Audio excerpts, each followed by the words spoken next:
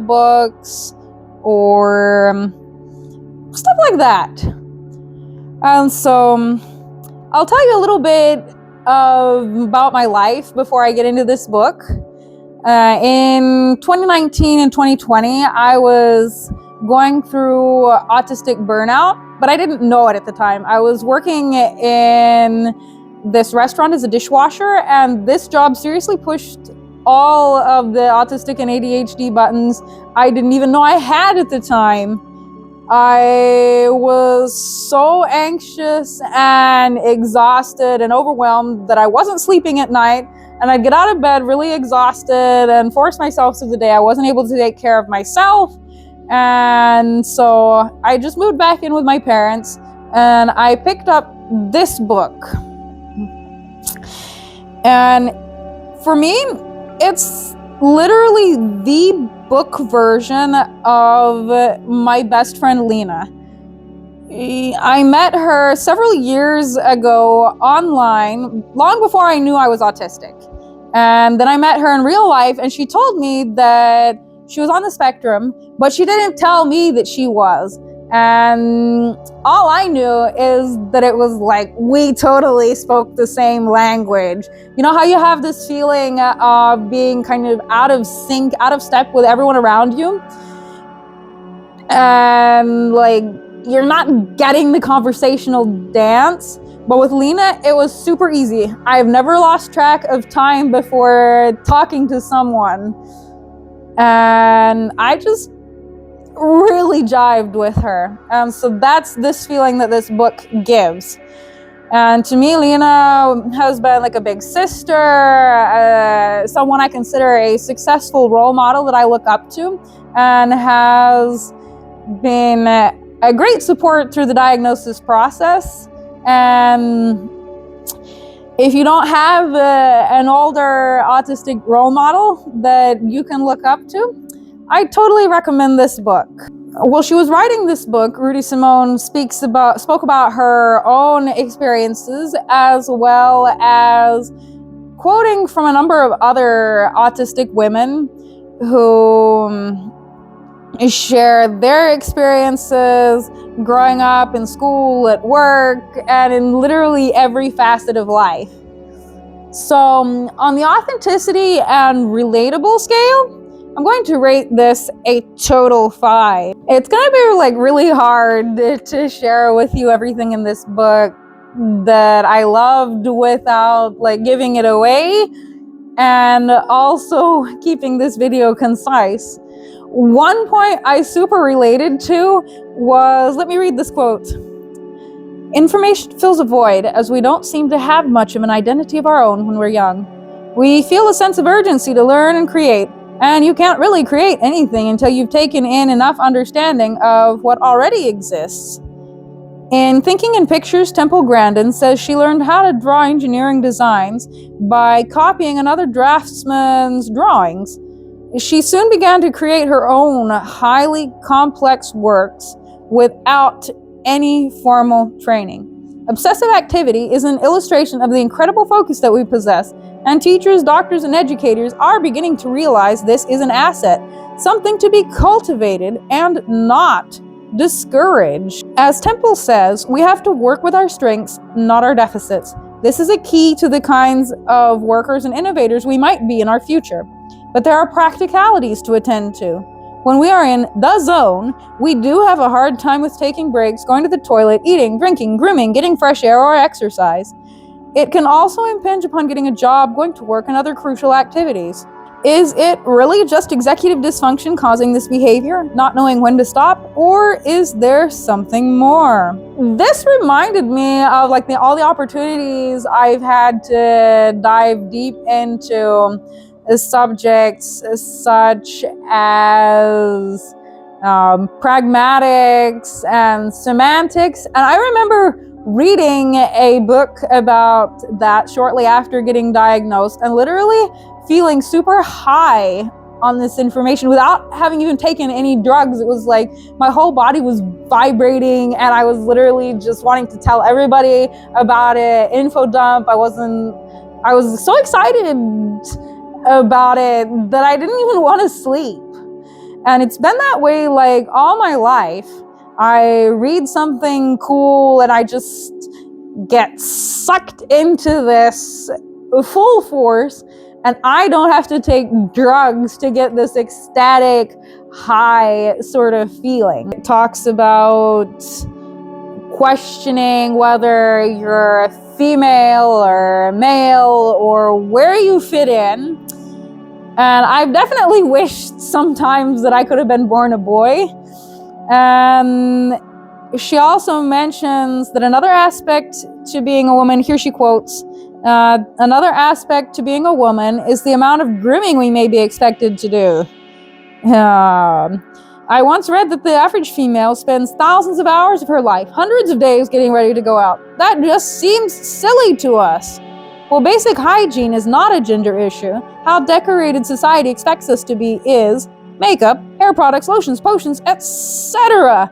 I never really wore much makeup, always thought it took too much effort to put on and was just useless, felt weird on my face. But what I most identified with was the next paragraph. Are we impressionable or are we true chameleons? Does this changeability stem from a mind hungry to experience life from many angles, a dissatisfaction with who we are, or really just not knowing who we are? When I was a child, I wanted to see, be, and do as much as I possibly could. I read and later traveled voraciously to seek this out. I remember that I always felt like an empty vessel that needed to be filled with experiences so that I could craft an identity out of them.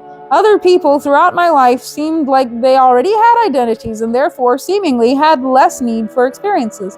I even picked up accents quickly, as if searching for an ethnic identity as well. I was once fired from a hostess job in New York. I picked up a Hispanic accent from talking to kitchen staff, and the boss thought I was an illegal immigrant. When I lived in England, I had a full-fledged British accent. Alien to our gender, to our culture, and to our species? The term alien has often been used to describe the Aspergian experience. Some of us felt not only like we weren't particularly female as children, but also like we were not from the same planet as everyone else. And I remember in 6th grade going to a school for a day in Texas as I was traveling. And I've always had an easy time just imitating, basically unconsciously, the people around me. And the students there thought that I had to have been from somewhere in Texas. And even more recently, working as a teacher in Brazil, teaching English, it was so hard not to imitate my students and pick up their accent. I had to consciously work to keep my English clean and pure. And my brother says that I don't sound like an American. And a number of people have asked me, where are you from? On the diversity scale, I'd rate this book a 4.5 because it is fairly diverse in that it's diverse in age ranges, dealing with everything from childhood, growing up in school and going to university, to even quoting grandmothers. But it's only the female experience. And this book also leans heavily towards Christianism, although it does mention Buddhism and is open to whatever spiritual beliefs that you may have. It also doesn't go very deep into the whole gender roles and doesn't even mention the LGBTQ community, even though we know there's a high number of neurodiverse people in that lifestyle. I also rate it about a 4.5 on the accuracy scale. Some people might have a problem with the title Aspergirls because it's referencing Asperger syndrome, which has since been removed from the DSM-5. But this book was written, it says here, first published in 2010, and that was removed in 2013. And so please don't judge this book by its title. It's full of great advice. And it also leans a bit more towards the narrative that Asperger's is like a superpower, but it seems fairly balanced. I want to read you the opening couple of paragraphs here from chapter 21 on whether Asperger's syndrome is a disability or a gift, and advice from Aspergirls to Aspergirls. In order to determine whether AS is a disability or a gift, I have to ask myself if I'm truly disabled. Of course, I prefer differently abled. We're overly abled in some areas, super enabled even. We can read books and understand anything written better than most, but can't follow social conversation. We can dismantle computers and install hardware, but we can't find our way around a supermarket. We can monologue for ages on our special interests, but can't spend an hour in conversation without getting a migraine or having a meltdown. We can paint pictures and design things of astonishing beauty, but can't be bothered to fix our own hair. We can write novels, but can't make an imaginative supper. Some people think that AS only exists in relation to others, that if everyone were on the spectrum, they wouldn't feel disabled. I agree that I'd feel less odd, but I'd still have many sensory issues, and I have a hard time listening to other Aspies monologuing without getting brain strain. I've also heard the feelings of others on the spectrum because they, like me, are very sensitive and I'm blunt. Many now agree that if you remove autism, you remove the gifts. Well, of course, we don't want to see people suffer with extreme autism. The thought of eradicating it through things like genetic selection is sad and frightening. While there have been many times I've wished I'd never been born, it is annoying and insulting when well-meaning people say I'm sorry when I tell them I have Asperger's. If it weren't for Asperger's and obsessions, there would be no theory of relativity, no magic flute, no Microsoft, and no Ghostbusters. And she follows along talking about, quoting some other girls on the spectrum about how they feel. So tell me, how do you feel about developing a cure for autism? And would you consider your autism or ADHD a gift or a curse? How do you feel about it? Let me know down in the comments. I'll rate Aspergirls a 5 on the scale of thought-provoking.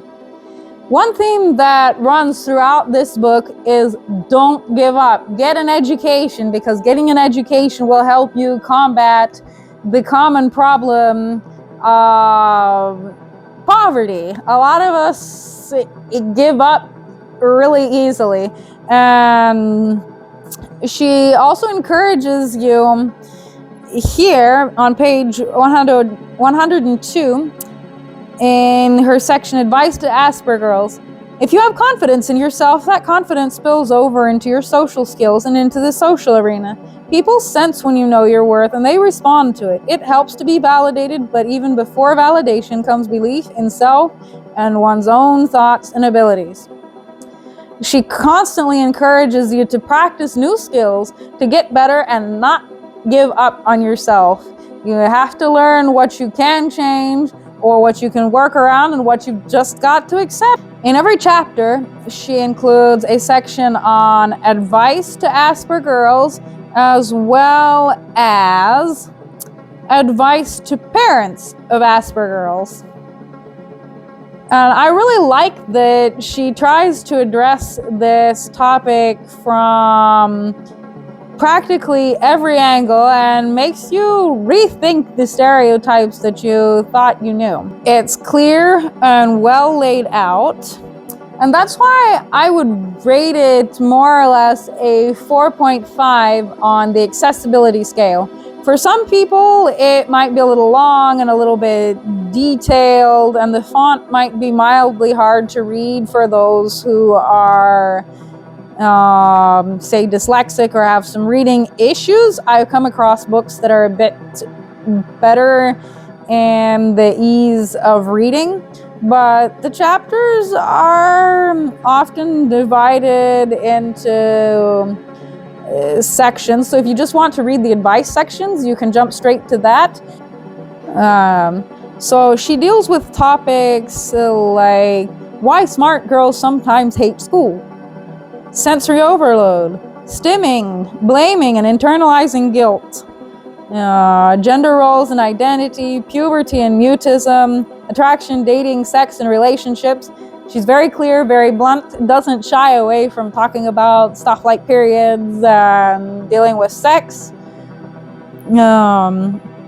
She gives some tips on friendship and socializing, going to university, getting a job, getting married and having children. She also discusses the different types of meltdowns and how to deal with it.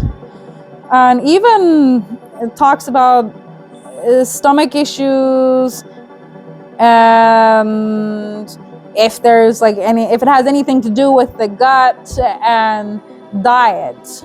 She includes a list of female Asperger syndrome traits, and reading this list for the first time was like, wow, this totally describes my life. She also includes a list of references and resources that you can check out to get more information. Overall, I would say that this book is more or less a 4.5. Not necessarily the #1 best book I have ever read on autism, but definitely in my top recommendations. So what advice would you give to your younger self or to someone else on the spectrum? Share your advice down in the comments. And if you don't have advice, but you'd like to ask some questions, feel free to ask questions as well. And leave comments of what books or films you would like me to review. So let's create a community and support each other in learning to live authentic, happy, healthy, autistic lives. That's the end of my first video. And if you're looking for more neurodiverse media recommendations, click here to see my latest review. And of course, don't forget to like, share, and subscribe to never miss my latest recommendation. See you in my next video.